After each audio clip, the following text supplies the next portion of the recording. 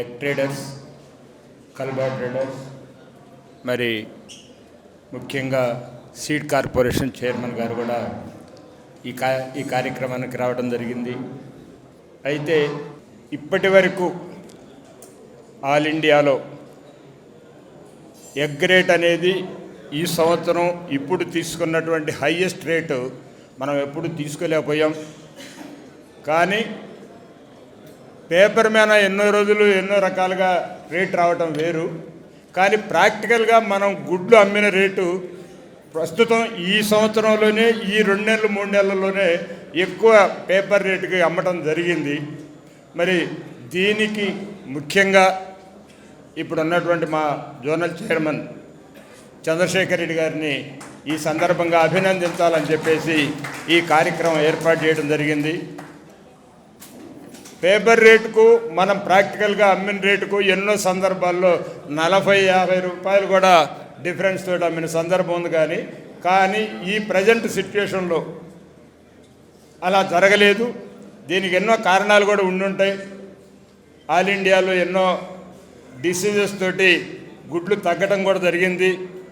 ఆ గుడ్లు షార్టేజ్ వల్ల కూడా ఈ రేటు రావడానికి ఒక కారణమై ఉంటుందని చెప్పేసి మనం అనుకోవాల్సి వస్తుంది.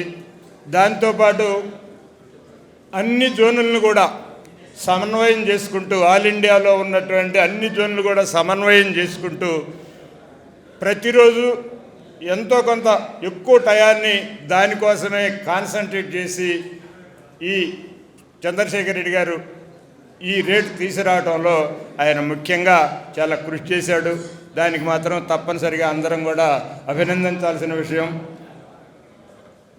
అలాగే ఇప్పుడు మనకి మార్కెట్లో ఫీడ్ రేట్లు కూడా దానికి ప్యారలల్గా పెరుగుతూనే వస్తున్నాయి. హైయెస్ట్ రేట్లకి మళ్ళీ రీచ్ అవుతానే ఉన్నాం. మొక్కజొన్నలు కానీ, సోయా కానీ, డిఓవి, పారం అన్నీ కూడా ఇప్పుడు మళ్ళీ హైయెస్ట్ రేట్లో కొనుక్కోవాల్సిన పరిస్థితి వస్తుంది. ఎగ్ రేట్ బెటర్గా వచ్చిందని ఒక సంతోషం ఉన్నా కానీ ఫీడ్ రేట్లు పెరిగినాయి కాబట్టి మనకు వచ్చే మార్జిన్లో మాత్రం ఏమాత్రం మనకి చెప్పుకోదగినటువంటి డిఫరెన్స్ కనపడటం లేదనేది నా అభిప్రాయం. మరి ఫీడ్ రేట్లని కంట్రోల్గా ఉంచాలి అనే దానికి మన చేతుల్లో కూడా ఏం లేదు. కానీ ఒక రిక్వెస్ట్ ఏంటంటే గవర్నమెంట్ నుంచి వచ్చినటువంటి సీడ్ కార్పొరేషన్ చైర్మన్ గారికి ఒక రిక్వెస్టు, ఏదైతే గవర్నమెంట్ ఇక్కడ ప్రొక్యూర్ చేసినటువంటి మొక్కజొన్నలు ఉన్నాయో అవి తెలంగాణ వాళ్ళకు మాత్రమే ఇవ్వాలనేది మా కోరిక. బయట రాష్ట్రాల వాళ్ళకో బయట ట్రేడర్స్కో ఇచ్చినట్టయితే ఇక్కడ రాబోయే రోజుల్లో షార్టేజ్ వస్తుంది. వర్షాభావ పరిస్థితులతోటి ఇంతవరకు కూడా ఎక్కడా కూడా పైర్లు సక్రమంగా వేసిన పరిస్థితి కనపడటం లేదు. రాబోయే సంవత్సరానికి కూడా ఇవే మొక్కజొన్నలు మనకి కావాల్సిన పరిస్థితి ఉంది. బయట నుంచి మనం తెప్పించుకునే పరిస్థితి మనకి ఉండకపోవచ్చు. ఏ రేటు వేరియేషన్ ఏది ఉన్నప్పటికీ కూడా తెలంగాణ రైతులకి ఈ మొక్కజొన్నలు మొత్తం ఇచ్చేదానికి మీరు ప్రయత్నం చేయాలి. మీరు సీఎం గారితో కానీ, కన్సర్న్డ్ అగ్రికల్చర్ మంత్రి గారితో కానీ మీరు మాట్లాడి, మార్కెటింగ్ మంత్రి గారితో కానీ మీరు మాట్లాడి మా ప్రాబ్లాన్ని మీరు కొంచెం వాళ్ళ దృష్టికి తీసుకెళ్తే ఎంతో కొంత మాకు ఉపయోగంగా ఉంటుందని చెప్పేసి మిమ్మల్ని కోరుతున్నాము. అలాగే రైతు సోదరులు కూడా మొక్కజొన్నలు మొన్న టెండర్స్ వేస్తే 1,60,000 టన్నులు మనకు వస్తే ఎక్కువ మంది స్పందించలేదు. రేట్లు ఆ టెండర్స్ మొత్తం అయిపోయి మనం ట్రేడర్స్కి అమ్ముకున్న తర్వాత స్పందించి రేట్లు పెరిగినాయి అని చెప్పేసి అప్పుడు కావాలంటే ఆ రోజు ఎక్కడి నుంచి కూడా మొక్కజొన్నలు లేని పరిస్థితి అయింది. అది మీ అందరికి కూడా తెలుసు. మళ్ళీ ఈరోజే second tender, third tender, fourth tender కూడా ఈరోజు పేపర్లో వచ్చింది, అనౌన్స్మెంట్ వచ్చింది.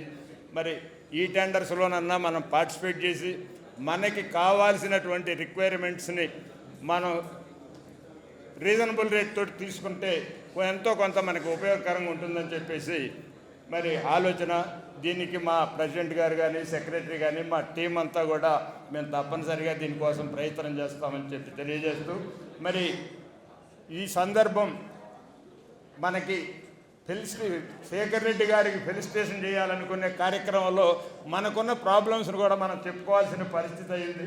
తప్పనిసరిగా ఈ సభాముఖంగా శేఖర్ రెడ్డి గారిని మనందరం అభినందిస్తూ ఆయనకి ఫెలిసిటేట్ చేసేటువంటి కార్యక్రమాన్ని కొనసాగించాల్సిందిగా కోరుకుంటూ అందరికీ ధన్యవాదాలు.